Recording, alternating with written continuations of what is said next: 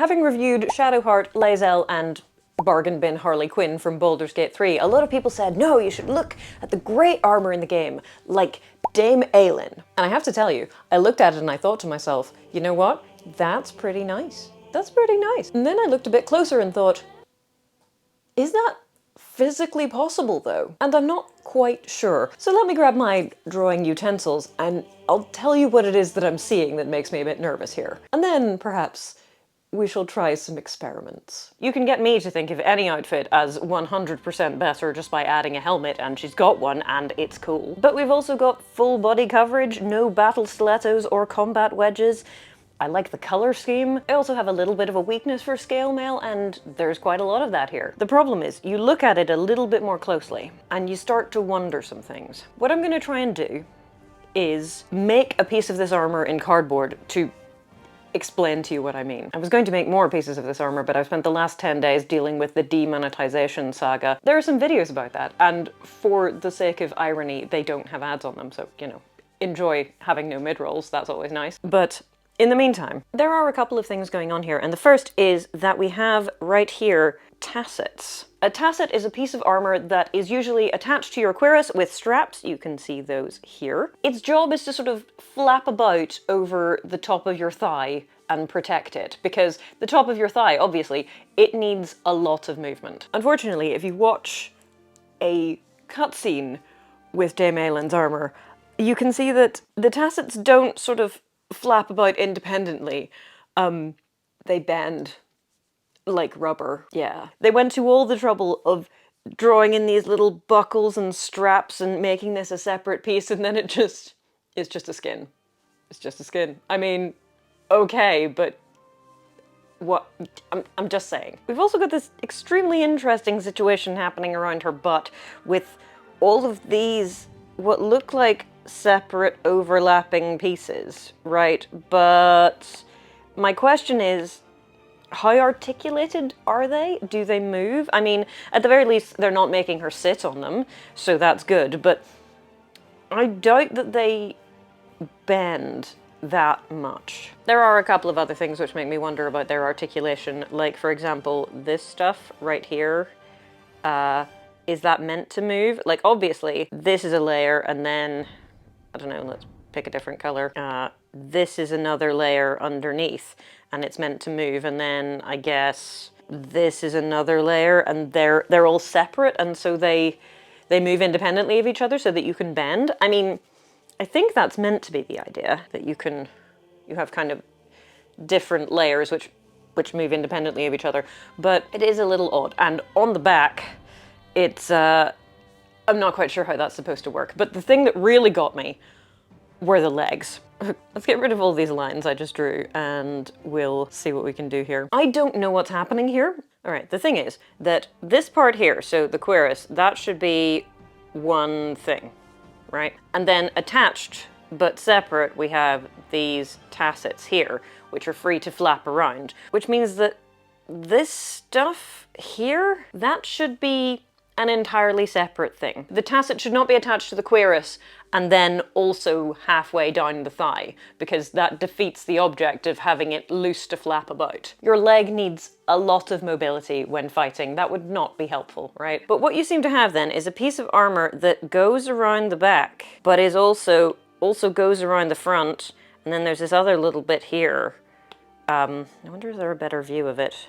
Okay, so you can see it kind of over on this side. Like, there's a piece that goes right the way around. There's a join, I suppose, and then it goes right the way around the front as well. And over here it sort of overlaps. How do you first put that on, and second, keep it on? Also, I'm wondering if this strip at the side is supposed to cover your femoral artery specifically. Anyway, so we're going to try and make it. Now that I'm looking back at this, I'm wondering if I actually left a piece out, but we'll see when we get to the end of it. Anyway, I cut some stuff out. Okay, well, you work.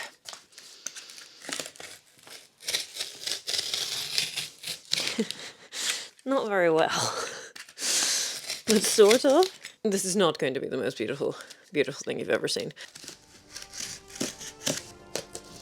But I hope it will be sufficient to get the idea. Okay, that looks horrible, but, you know, it's the right kind of shape. Which kind of shape is that? So it goes like that, I think. Let's check that. Goes from the outside in, like that. Yeah, so this is left thigh. So the first piece goes like this. Then there's also a piece that goes here. All right. Okay. Not looking correct. So we have this piece which goes kind of on the outside, and then we have this piece which goes like this, I guess. Yeah, and then we have this piece which kind of goes around the back. Okay, let's give that a go. All right, so what shape is it? Is it just like this piece but the other way around? Sort of, actually. It's basically the same shape but backwards, but cut in a bit more. Let's have a go at that. That kind of shape, I think. Let's see how we go.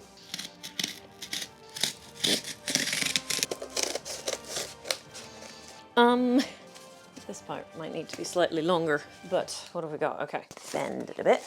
There's just not enough room in here, is there? All right, so 3 parts so far. I think that there's a piece that comes down like this, and then I need some sticky tape. That's what I need. Okay, so we're gonna have to go vertical for this part, but hopefully this will be able to demonstrate what I mean. I think my Christmas socks are amazing, actually. Thank you very much. First, we have the thigh armor that seems to attach at the knee, I guess. It's here. We'll concern ourselves in a moment how you would actually attach these things. Let's just get them in the right place for a start.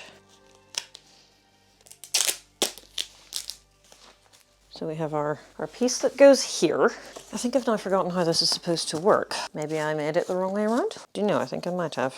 All right, so is it supposed to go down like that? I think it is. I think I've just made it backwards. Never mind.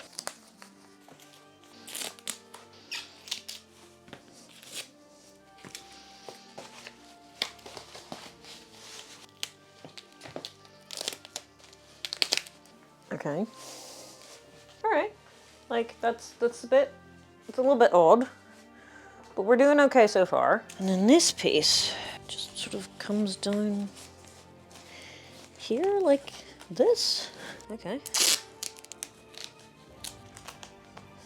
Okay, so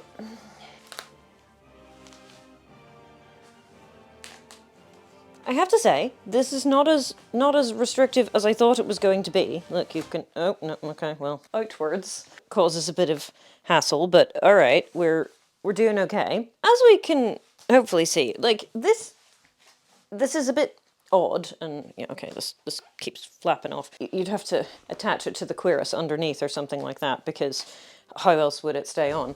This one is mostly being held on by tension and sticky tape, but like the mobility of it is not actually too bad. I think we may be missing the piece that goes directly behind the knee, which would probably make things more tricky, but still, I was pleasantly surprised. We're ending up with a cuisse, which is sort of this shape, which is, I mean, it's kind of workable, and I can, in fact, just sort of slide it on. But, how do they stay together? That's my question. With real armor, you can tie things to your gambesson, for example. You can have them on backing, but underneath this is scale mail, so I don't know. On aesthetics, I love it. I think it looks great. On practicality of the shape of the pieces, as long as they can move over each other, then that sort of works. Covered in nonsense. I'm just not entirely sure how they fit together. Also, I've just thought of something. You can have this here, that's fine. What happens when you try and, yeah, that's okay. The real problem, I think, is not so much the shape, which is weird. It's weird, but I think it might be feasible. It's the attachment. Like, how do you do this without sticky tape? I guess maybe it's magic. Maybe it's magic, or maybe they have pins in it or something, but there are no visible means by which those plates attach to each other, and that's kind of weird to me. But still, surprisingly wearable, at least in cardboard. I don't know if that would hold true in metal, but pleasantly surprised. at how much range of motion you can get with one of these. Still don't know if I could give it an I'd wear it. I'd wear it if it's magic. Otherwise, I'm just not sure. Sometimes, you know, you just gotta try these things for yourself. Merry Christmas to Dame Aylin and her armour, which is still very pretty. If you think you know how you could overlap pieces like that and make them look like that in the real world, do please leave a comment and let me know. I would be very interested to hear your suggestions. Anyway, I'm filming this on the last day of school term, so you probably won't hear from me again until the new year, but Merry Christmas nonetheless, and I'll see you soon. Maybe even with a real armourer.